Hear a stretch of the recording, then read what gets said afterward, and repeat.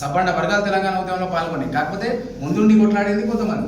కానీ ఎవరైతే నిజంగా లాస్ అయినరో, ఎవరైతే నిజంగా అన్ని కోల్పోయినరో, ఎవరైతే నిజంగా ప్రాణాలు కోల్పోయినరో, ఎవరైతే చాలా దీన పరిస్థితుల్లో ఉన్నారో ఖచ్చితంగా ఆ ఉద్యమకారులను మాత్రం ఆదుకోవాల్సిన బాధ్యత ప్రభుత్వానికి ఉన్నది.